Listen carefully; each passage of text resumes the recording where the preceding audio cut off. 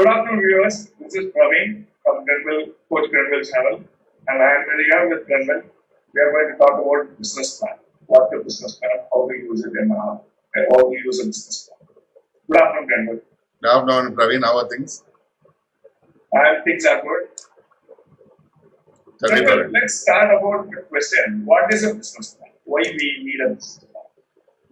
Okay, there are various reasons you need a business plan, Praveen, but primarily if you want to pass on your vision or your strategy to the people in your organization, okay, a person who launches a company always has a vision in his mind and has a strategy why he is doing what he's doing.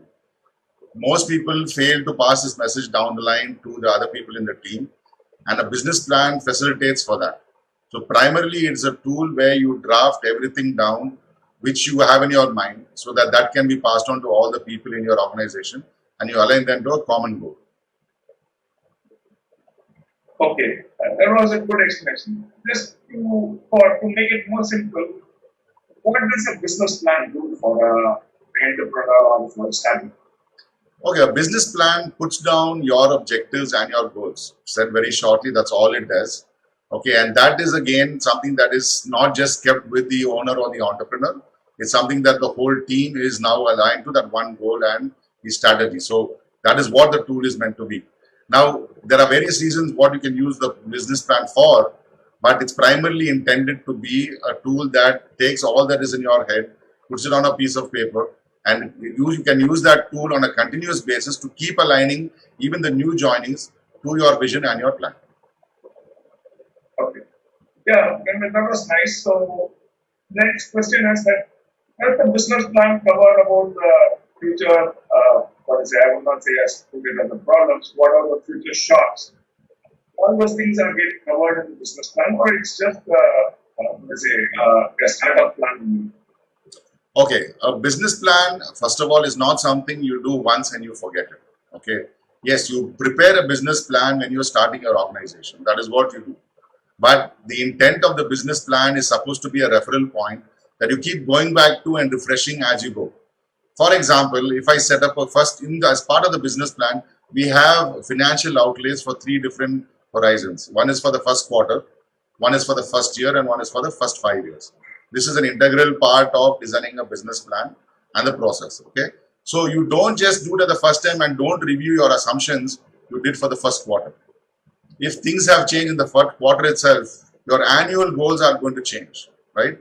So you need to realign your annual goals, and when you realign your annual goals, you need to realign the 5-year strategy as well, correct?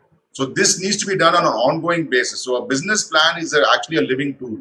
If you want to effectively use a business plan, you prepare it when you are starting your business with certain assumptions.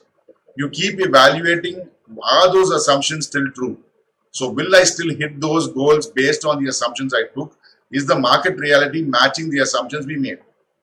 Okay, and based on that, you keep revising it over and over again. That is the effective way of using a business plan.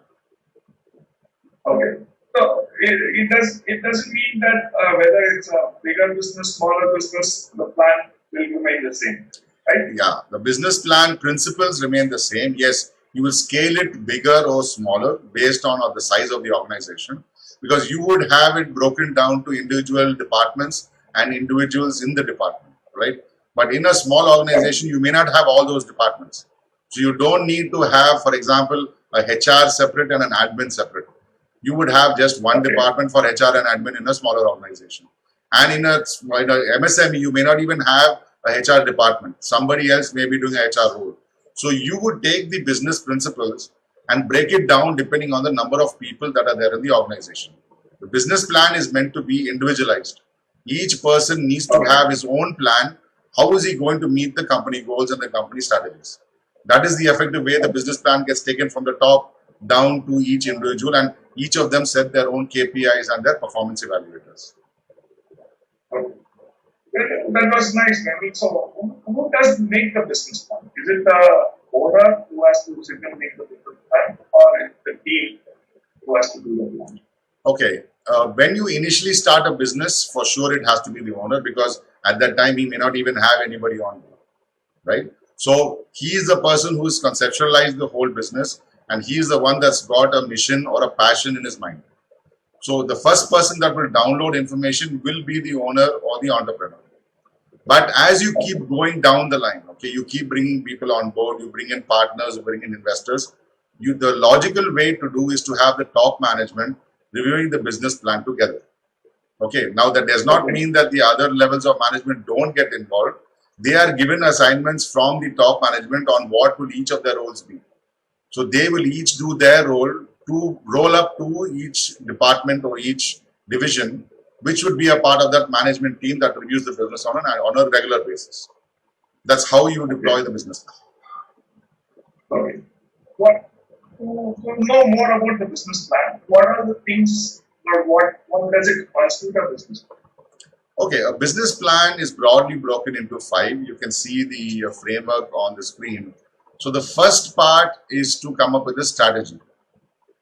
Okay, so that is the starting point of whatever you do. So that is what is in the mind of the entrepreneur or the owner. So he would transfer his mission, his passion to the others by saying, these are my strategic directions. I want to achieve so many crores.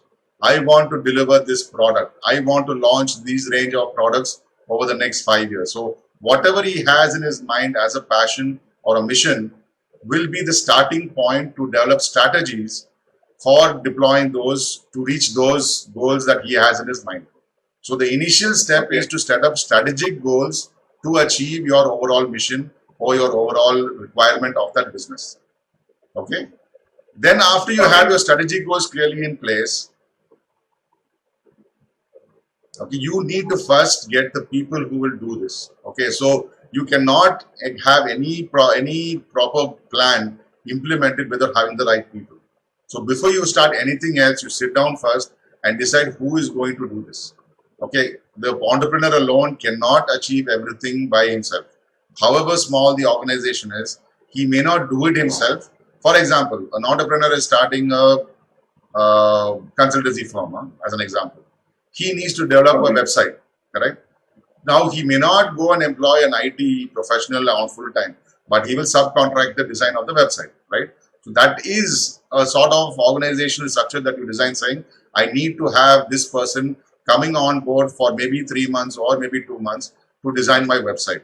So it's a way of looking at having manpower available. We call it an organization structure, but it's more manpower planning that you do as a very first step. So for existing organizations, they would reevaluate what organization structure they have in place and will decide whether some people who are maybe not positioned right now can be reorganized to have a better benefit to the organization. So the first step is identify the people who are going to deliver on your plan. Okay. That this organization structure take care of the future expansions also, or it is limited to current days scenario? Okay. My advice to everybody is visualize your organization in its final outlay. How is it going to look when you fully establish your organization? And then you start planning on bringing people on. Now, the manpower planning that you do would be aligned to your strategic planning as well. For example, today you are going to start a manufacturing firm. Okay. Initially, you are going to subcontract the production part. So you don't need to bring the production team on till maybe the second phase of your deployment, correct? But you need to plan when I have my own factory, when I have my own manufacturing facility, how many people do I need, how many layers of organization I need, and how many people I need to run that organization effectively. When you do it now, see, right now you have not started anything, you are not in the middle of deployment, you have the time to evaluate on a very neutral ground what are the right and wrongs to do. When you're in the middle of implementation, if you sit down then and start looking, first of all, you will not know when is the right time to bring people on. Okay, it will be a last minute thing and you'll start trying to fill holes with the people available, which will eventually bring the efficiency down and the effective people you want will not come on board. So I tell everybody is visualize your final organization and then you can have people coming on board in different phases of implementation. Okay. Fine. That's interesting. That's nice to know. Great. So that's one thing that people miss because people think that, oh, the company is going to do the job. It's actually the people in the company that do it. So you need to make sure you have the right people and you have the bench strength to take on the growth. If you have a spurt in your growth, you should be able to absorb that shock. That is the most times that organizations fail. when you are starting an organization, you never know how it's going to go. It may go very slow, or you may have a real successful launch and the company takes off. You should be Okay. prepared with a plan to have people available to absorb that shock. If not immediately, your service will be affected and immediately you'll earn a bad name with the customer.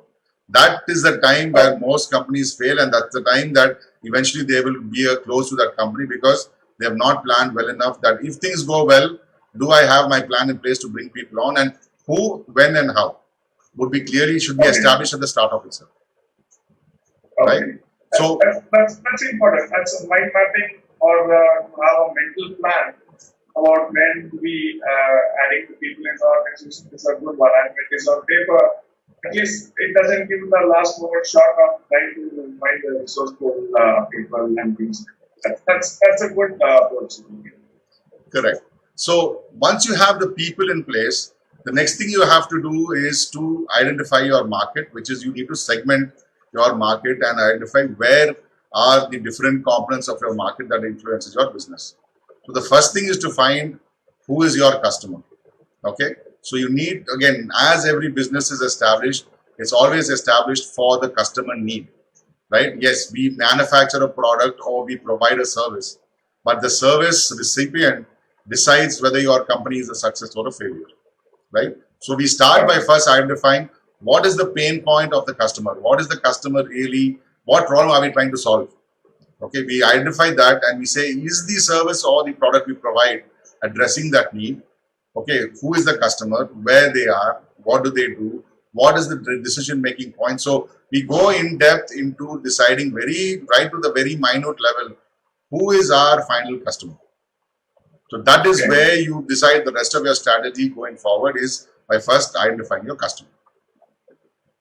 Okay. Okay. And to identify the market, do we need to be very specific on the market segment which we are going to handle and the product? Say, suppose we are going to do a generalized product or a domestic product, which have very various market segments, right? From domestic to retail to bigger service providers and things like that. So when it is a generalized product where there's a good market potential, so how do you suggest to make the segmentation plan? See, whenever you are starting any business, you need to start from a very specific audience or a specific market segment. You cannot have a general outlay say, I'm going to give it to everyone. Okay, there are dangers, good and bad. If you go to a very vast audience, one, you need to stock a huge amount of inventory, which will be a big toll on your cash flow. Okay, so when you're starting up, if you have the resources and that is the way you want to launch a whole bouquet of products, that is fine. But each product has to have a clear segmentation done that this product is going to this segment. This is the pricing strategy. This is the marketing strategy, so that you devise it to be deployed as individual products, right? But Okay. my advice to everyone is pick your product which is going to hold your company name. Okay, this is going to carry your name in the long run because that is the first experience the customer is going to have with you, right? It should be a good experience. So you should pick the popular product. Okay, it's normally the mass mover of your whole portfolio of products that you have, and this will carry your brand even if you bring in the other products and help you sell the premium products. Okay, people don't always, there are some businesses that launch premium products, but that's a very, very niche sort of marketing process. But generally, people launch the most popular products and the product that they feel will be carrying them most of their journey as an organization, and then go to deploying the remaining products. So my address is, yes, start with as many products as you need, but make sure that you have a plan for each of them, how they're going to be deployed. So you are suggesting that we should go on step by step approach. One product, then they give some time to launch the second one. Is it like that? See, you can have a launch strategy, which is totally fine. But my point is when you come to segmentation, every product addresses a particular audience, right? So segmentation has to be done product to product, product to customer. You cannot have saying one product will serve all the customers. I mean, it doesn't make sense. And then when you are going to multiple market segments, there are many factors like pricing varies, the quantum of the purchase varies. Okay, so all your dynamics of your pricing strategy, your inventory management, all of those get influenced by the client type, right? So if you are going to have a very generic approach, you could have a lot of shock to the system when it comes to doing your pricing management as well as doing your inventory management. That's just two of the many factors that are there when you go into deployment. Okay, so what you should focus on is take one controlled group of people. See, as I said, you want to have the first experience to be good. So your goal should be, I want to deploy a product successfully, albeit at a much smaller level than I want to actually be. And then on the phase 2, you can even launch all your products at level 2. This will be a trial to test all the components of your supply chain, right? So if you have one failure also, it's easier, controlled number of people that are going to have the shock even at a launch. So you always prepare for the worst and then hope for the best. So that's how you go in a deployment process. So every product needs to have a unique segment for sure. So in segmentation, it doesn't matter how many products you have. Each product needs to be segmented with the customer and their own profile and everything. And then launch is a different aspect of how you go about launching. Does that answer your question? Yeah, it answers my question. So what I wanted to clarify with you is that business plan is the one which will make clarity between reality and what we have idealized or what we have visualized. Absolutely. Is Sorry, you didn't finish your question. Do you have some other thing to ask? Yep. No, I don't. Did you finish the question? Because I thought I cut you through. No. I was just asking, is the business plan which is going to have a reality check? Absolutely. That is the primary. Sorry, Praveen, I'm talking over you again. There's a lag. No, as you rightly said, the business plan is your measuring tool. It is the measurement of your success. And as you said, you assume something, you deploy, you measure. So the PCDA process, right? You actually plan, and then you check, and then you redeploy one more time, doing the corrections needed in the process. Yeah. That's how you do it. So that is what the business plan facilitates. Fine. So now segmentation working. Yeah. So once you've now identified your customers, you've identified which product goes to which customer.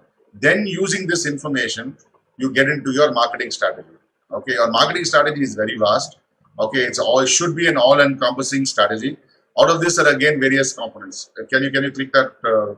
Yeah. So first thing you do is you look at your brand visibility. How is the market going to identify your brand? How are they going to visualize your brand? So you go into an in-depth look of how do you want to position your brand and how do you want to develop your brand. Okay, again I said, brand by itself covers all your products, right? It's not a specific product we're talking about. It's the brand or your identity as an organization. So that visibility is defined by the performance of your products and your services. So whatever you do, whatever you handle, your employees' presentation to people, your interaction, your symposiums, your online presence, everything defines your brand. It also defines how your brand is perceived and how your brand is utilized as well. Brands like Apple has a different way of managing their brand. The same product, Samsung has a different way of managing their brand. So you see they have varied ways of managing their product portfolios also, their pricing strategies as well, all to keep their brand as a specific niche. So that's how you manage your brand and you make people visualize your brand. So even in a new organization or an established organization, you position everything towards your brand and your development of your brand. With your brand development, you're able to appreciate your pricing and manage other things as well. So that's the first part of marketing strategy. The second part is to manage your leads. Okay, business is not going to happen unless you get leads and they get converted to orders, right? So first is how are you going to generate leads? How are you going to manage them and how are you going to satisfy them? That falls under lead management, which is purely order management and relationship management with customers. And based on these two, how your brand visibility is going to be there and how you're going to manage your leads, you develop a pricing strategy. Okay, your pricing will define how your brand is positioned in the market. It will also define how your leads are generated and how do you manage your planning of your order intake as well. So these three things broadly, there are various sub-segments to these two. But broadly, if you've identified these three, you have mostly covered the whole marketing strategy that any organization needs to be able to go forward and launch. Okay. Now again, just to reiterate the point you made before, this will be different for different market segments. It will be different for sizes of organizations as well, because they would not put so much of input into marketing depending on what products they're selling and what size of organization they are. Okay. So the last and final part, of course, all this is good, but how do you evaluate is the business going to be successful? In the end, we are all in business to make money, right? The business is evaluated by the profit we make and the dividends we pay our partners, right? That's the only way your business is going to be successful. So to be sure that you are going to be a successful organization, you have to define, am I going to be a business or am I going to be a social organization? And you start defining your business plan based on that. Even to do social service, you need to have a business plan, right? You have to fund your social service from somewhere. So no activity you do will be effective unless you have a business plan for it. It's just that whether you create a profit out of it or not defines the difference between a business and a non-profit. Okay, but the rest of everything else pretty much remains the same in a planning process. So the last and final step is making a financial plan. And as I told you, we do a quarterly financial outlay, annual outlay, and a 5-year outlay. The shorter period is more supposed to be more realistic and supposed to be more accurate as well. As you go further away from the current situation, of course, we expect the things to change. And the main part is that you need to keep refining this on an ongoing basis to make sure that this will be used realistically in real time. So broadly, Praveen, this is how a business plan is made. And again, one point I want to iterate everybody is that having a passion and having a vision is all good. But if that doesn't turn down to be realistically implementable, okay, and by implementable, I said, depending on what you want to achieve, if those goals are not reached, there is no purpose in even starting a business. So I would advise any startup, before even they go and register the organization, to sit down and go through this planning process and make sure that they have answered all these questions satisfactorily to themselves first. Okay, and they are convinced that yes, based on what assumptions I have taken, I am surely that going to produce these results. And then go forward and register your organization and take it forward. That was a nice introduction to business plan. Next question is like, if I want to start a business, so in what way Grenville would be able to help me? Okay, see, I consider myself the sort of sounding board to any entrepreneur. Okay, see, people are always, when you are in with yourself, you are always convinced that you're doing the right thing, right? And it's very difficult to look in the mirror and critically evaluate what you're doing. I've had many customers where they've actually looked at their performance and said, I've made all the correct assumptions. I don't understand why my business is doing bad. Okay, the actual fact is that they have left the elephant in the room and not addressed the actual main core problem that is there, which may not be related to their assumptions. It may be their own personality. It may be their own inhibitions, okay, which could be a factor that is going to affect their business. In the end, we're all people, right? We're not machines. So we are very sentimental and we approach business sentimentally. So if you're going to take the sentiment out, you need someone like me who's totally not attached to you, who absolutely has nothing to get out of this. Okay, of course, except my fee. Okay, but I'm going to come in and make sure that I tell you very clearly you're doing this right, you're doing this wrong, and evaluate what assumptions you have made and reduce the risk of failure. I am not a magician. I cannot say 100% it will be a success, right? But I can visualize, based on my experience of the businesses I've worked with, I can make sure that this business is going to have a high probability of success. That is the major role I play as a consultant in business planning. That's me appreciate your service, Grenville. Thank you. But to give more better understanding for me as well as for you, can you give me a real-time example where you have done a business plan for a customer? They are able to see the results. Let me take a very simple example. I won't go into there. Many customers I've worked with, but this is a customer I saw it in real time. Okay, I had a customer in Salem who reached out to me as a small retailer. Okay, who has just 3 people: himself, the security guard, and the guy who has a bullock cart. Okay, he delivers in and around Salem. And his point was that I am the 3rd generation retailer working with the same business of my great grandfather, and unfortunately, I am not making profit. How can I manage it? So for me, is that what different are you doing? He's saying I'm following exactly what my predecessors did, but my business is not happening. This is pre-COVID. I'm not saying COVID. It's even pre-COVID we had this conversation. So when my question to him was, what are you doing wrong? He says, I'm not able to figure it. That's the reason I've come to you. So visited him, sat down with him, had a discussion, and then I realized that he is trying to serve every need of every customer, which is ending up in having a huge inventory. Okay, by having a huge inventory, he is holding up his cash flow. Okay, and when a customer comes and asks for a specific product, he is expecting all the products to be served in a bouquet, right? But at the same time, he's not paying an equal amount of profit to this guy for all those products. And some of the products the customer can wait for some time to buy. He doesn't need everything across the counter. Okay, but the thing that the guy thinks that if the guy comes to me, I should be able to provide everything. So the simple thing we did is we sat down, we wrote down a new business plan in which one part was focusing on his inventory and product portfolio management. So we reduced, he had I think about 3,000 SKUs, which are stock keeping units or individual items. We brought it down to 100. He was totally in panic saying, I am surely going to lose business. Even what little I'm getting now is going to go down the drain because you're telling me to take down almost 3/4 of my business. I told him there is a simple rule in business which is called the 80-20, right? 80% of your inventory will bring you 20% of your profit, and 20% of your business brings 80% of your profit. This is a law of nature and it works. It's proven fact across every business. Okay, so I focused on making sure that that 20% was always available, and the fast moving goods that he had was kept at a certain level of inventory, which is, it's a cheap inventory and you can keep more. The niche inventory is normally the expensive inventory, right? So we balanced between keeping his profitable products and keeping the other products which are fast moving, which the customer can go and buy from somewhere else too, but would buy the rest of the niche products from him. So the ratio between low profit products and high profit products totally got skewed.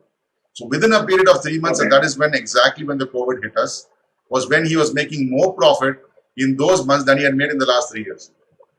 Okay, so we were able to take a problem which was actually an inherent problem. It was not a market problem. It was not an issue with the current sales situation. It was a problem with him managing his own business and turn it around that today he's consistently, now it's been almost 8 months now. He has consistently been making profit every month all through COVID and even now post-COVID. His business has been the same. A sign of a good business is that in a bad or good situation, your profits remain flat. That is a very good sign that your business is consistent. Yes, you will have a project which will suddenly take your profit up. Okay, 1 month you may have a slight decline because of a non-season, like you have rain, right? Construction stops. When construction stops, of course, the intake of product will be less. But you should not have zero business that month. You need to have a slump. Okay, that is defines that your product, your business is running very well when you have a pretty flat line and you're able to now predict the cycle. So my agreement with him is after a year of completion, we will review and look at this year one more time and we will create a new plan for the next year. So that way we will reassess the new normal, which is his new business model now, which is not his history as before, and relook at even the products we are now selling right now and say, was there opportunities we have actually missed? Can we have done better with the opportunities we are already doing right now and make it even better? So that is the way you manage your business plan and effectively implement it also. There's an interesting what is the example what you have given. Then we'll have a more sensitive question. Yeah. Is the business plan approach? Do you feel that India is still equipped to hire a business plan coach and start doing it? What was this particular customer? How was your interaction with him when you started? Is it was a smooth ride or you had to make some convincing thing? Okay, look, everybody believes they are doing the right thing. Okay, I mean, nobody likes to hear I'm doing something wrong. So let's be honest. Nobody likes somebody walking and saying you suck. You totally have messed up everything. So that's not my approach when I go to meet any customer either. I'm not there to find fault. Okay, I am there to give them pointers on what they can improve. So one is that you first get down to first understanding their problem. So I did the first half of my interaction with everybody is create a mind map in which I sit down and ask them to tell me everything. So with them working with me, I make them identify their own shortcomings. I don't need to tell them. Everybody knows exactly where they stand. They just don't acknowledge it. Okay, so rather than getting into a confrontation that I am right and you are wrong, it's not a competition, right? I'm a consultant to help them. So unless I don't understand their problem, I cannot provide solutions to them. So I tell everybody, you have to honestly tell me the questions I'm going to ask you. And we put down those points both on a personal level as well as on a professional level in the mind map. And we join the dots together to make sure that whatever he is saying is reflected in reality.